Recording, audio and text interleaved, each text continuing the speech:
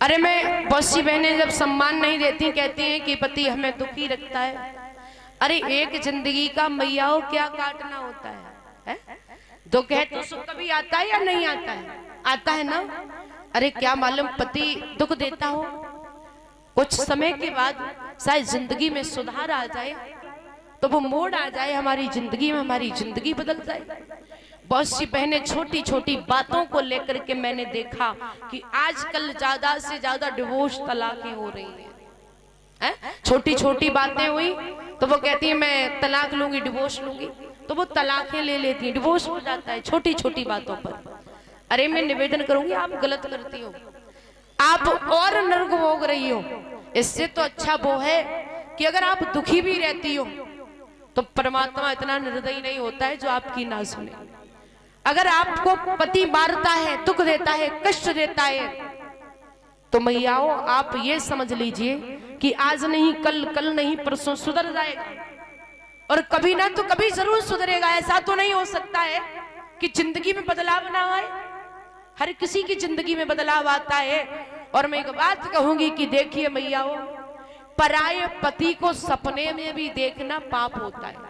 पराई स्त्री को सपने में देखना भाइयों पाप होता है। जो पराई औरत को सपने में भी देखता उसे पाप लगता है। लेकिन आजकल ये समय कैसा है कि घर में पत्नी है और पति मौज कर रहा है। घर में पति है, पत्नी ऐसो आराम से जिंदगी जी रही है, पति को छोड़ देती है और दूसरों के साथ मौज है। लेकिन मैं निवेदन करूंगी आप बहुत गलत करती हो। मुझे बुरा तो कहेंगे लोग, ये कहेंगे कि दीदी खुल के कह देती है, लेकिन मेरी आती हो बहन, ये बहुत गलत है ऐसा करना। आपको हमेशा दुख और सुख में पति के साथ रहना चाहिए। कोई इतना बेवकूफ नहीं होता है कि जो आपको बिना गलती के सताए। कोई ऐसा हो सकता है जो बिना गलती के आपको टॉर्चर किया जाए? ऐसा तो नहीं होता है। मान लिया मैंने थोड़ा बहुत अगर टॉर्चर किया जाता है तो औरत के अंदर इतनी क्षमता बनाई है भगवान ने कि औरत हर चीज को सहन कर सकती है। उसके अंदर इतनी शक्ति है औरत के अंदर। लेकिन फिर भी मेरी बहनें समझती नहीं है। वो बस क्या कि बस ये देखती हैं कि बस हमारे साथ ऐसा हो रहा है। अरे बहनों, आप माँ के बारे में, पिता के बारे में सोच लेना कि जब आप डिवोर्स लेती हो, तलाक लेती हो, जब उस घर से छोड़ करके माँ बाप के घर लौट के आती हो, तो ये समाज माता पिता को जीने नहीं देती है। और आप समझती हो कि हम अच्छे से जी लेंगे, लोग तुम्हें भी नहीं जीने देंगे। अगर आप बाहर निकलोगी ना तो यही जवाब देंगे लोग कि देखो ये वही है जो अपने पति को डिवोर्स दे के आ गई है। अगर आप दूसरी जगह शादी करके जाती हो तो वहां पे भी आपका सम्मान आदर नहीं होगा। वहां पर भी लोग आपको छोटी छोटी बातों पर ताने सुनाएंगे। और क्या मालूम इससे ज्यादा और जिंदगी बर्बाद हो जाए। पता है? नहीं पता है।